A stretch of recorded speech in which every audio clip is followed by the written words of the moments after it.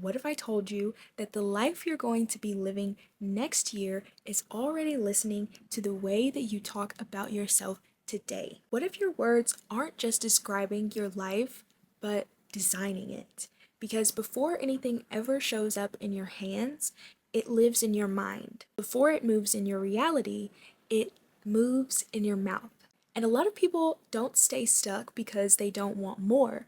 They stay stuck because they never slow down long enough or get brave enough to clearly name what they actually see and what they want. So, today, we're not just talking about dreams, we're building one.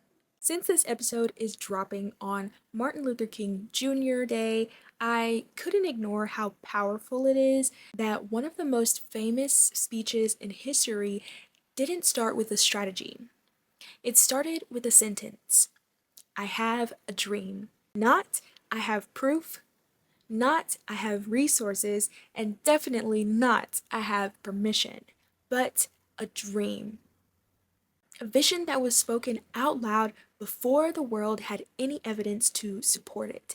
And that's what this episode is about. The courage to see something before you can touch it. The discipline to speak it before you can explain it. And the devotion to the person who can actually hold it. Because if I'm being open, every meaningful shift in my life started as an internal conversation. Before this podcast had a name, it was a feeling. Before boundaries showed up in my relationships, they showed up in my spirit. Before I moved differently, I heard a different version of myself speaking.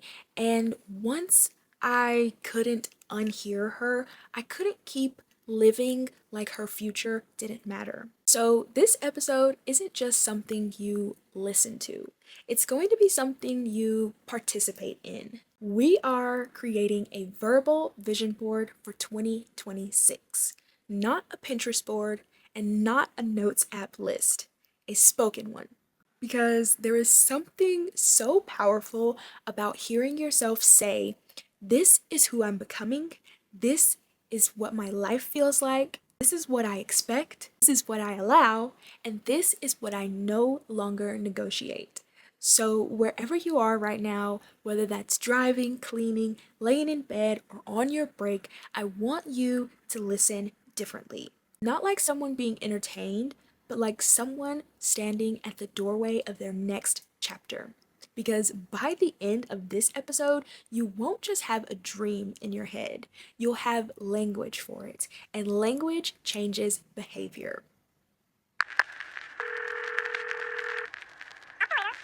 You've reached the Secret Society's Unfiltered AF hotline. At the tone, please record your message.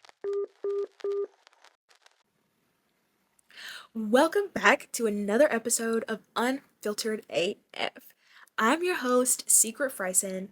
If you are new here, welcome to the Secret Society, and if you are returning, welcome back to the sacred circle where we heal out loud and in color. Let's dive right in. A lot of us were taught to dream, and dreaming is beautiful. Dreaming is where imagination lives, and dreaming is where hope is born. But dreaming by itself is passive. A dream is something you visit, but a vision is something you build. A vision has weight. It changes what you tolerate, it changes what you invest in, it changes how you start feeling aligned and what starts feeling uncomfortable. That's why visions disrupt you before they reward you.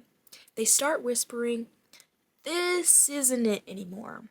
They start pulling you out of rooms that you've outgrown, and they start asking you to speak differently, choose differently, and stop postponing the life you keep saying you want. And I've lived that. Some of the hardest seasons of my life weren't painful because things were hard. They were painful because my vision was getting bigger than the life that I was living. I was grateful but restless, blessed but not fulfilled, surviving but not expressed. That space right there, that's where visions are born. This podcast was born there. My boundaries were born there. My new relationship with money and my voice and my standards, all of it started as an internal shift before it ever became external ones. You start talking to yourself differently. You start letting yourself imagine without immediately downsizing it or explaining it away or delaying it. And the more permission that you give yourself to see, the harder it becomes to pretend that you don't. That's why this episode matters, because before 2026 ever finishes writing itself, it already exists as a concept inside of you. And the way that you speak to that future determines whether it stays fantasy or it becomes something you actually start preparing for. So, right now, I want you to settle in. If you're driving, keep your eyes on the road, but bring your mind into the room. If you're home, maybe put one hand on your chest and one hand on your stomach. Take one deep breath in through your nose and let it slowly go through your mouth. This isn't about forcing positivity. This is about allowing clarity. I want you to imagine it's already 2027 and you're looking back on the year that changed you. You've lived a full year, you've learned, you've released, you've chosen yourself in ways that used to scare you. And now you're looking back at that version of you listening right now with gratitude. So I'm going to say some things. After I say them, either repeat them out loud or let them land internally, because there is power in hearing yourself claim a future. In 2026, I honor my own voice. In 2026, I keep the promises I make to myself. In 2026, I move with clarity, I choose with intention, and I rest without guilt. As we go through these next verbal goals, I want you to let the words come to you. You may consider taking a moment to pause and let the words resonate. In 2026, my days feel like. In 2026, my home feels like. My body feels like. My relationship with money feels like. In 2026, I earn in ways that feel. I am known for. Love feels like. And the way I am loved reflects the way I love myself. In 2026, my friendships feel like. My work feels like. And in 2026, I'm no longer available for. And I protect my peace by. What do we say no to faster? What do you leave earlier? What do you choose more often? In 2026, I trust myself to. In 2026, my life expands because I expanded first. In 2026, I am proud of myself for. Let that one be personal. And finally, in 2026, I am becoming someone who no longer waits to be chosen, validated, or rescued.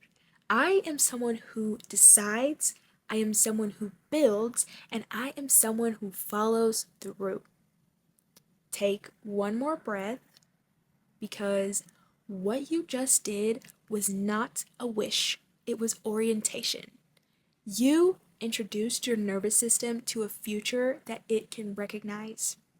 Dreams feel good, but visions come with responsibility. And once you can really see the vision, you start noticing when you're maybe off path. You start feeling when you are out of alignment, and you start outgrowing rooms that used to fit. And that doesn't mean that you're ungrateful, it means that you are growing. Seeing it through doesn't mean you'll be perfect, it means you'll be devoted. Devoted to choosing your future even when your past tries to negotiate with you. Devoted to speaking your truth even when your voice shakes.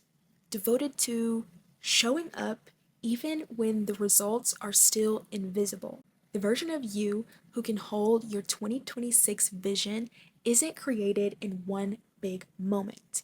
It's built in the small, faithful decisions, in how you talk to yourself, how you spend your money, how you use your time, and how you leave rooms, in what you no longer tolerate, how you rest, and how you begin again. So, if you take nothing else from this episode, take this. Your future is listening. It's listening to how you describe yourself, what you tolerate, what you keep postponing, and what you keep choosing. And you don't have to know every step. You just have to stop speaking about your life like you don't have a say in it. So keep talking to 2026. Keep building language for the life that you want. And keep introducing yourself to who you are becoming. Because dreams are beautiful, but visions change behavior, and behavior is what builds reality. Now, if something shifted for you today, I want you to do 3 things. Replay this when your motivation is low. This is not a one-time listen. Write down one sentence from your verbal vision board, just one, and let that become how you start speaking to yourself. And share this episode with someone you love, someone who is standing at the edge of their next chapter. And if you're not already a part of the community, all of the links will be below in the description. Come sit in the circle and come tell us what you're building. Thank you for sitting in this space with me, and thank you for dreaming with me. And thank you for trusting your voice enough to let it shape your future. Until next time, never stop honoring the vision that keeps calling you forward. Be you, be intentional, be unshakable, and as always, stay unfiltered AF.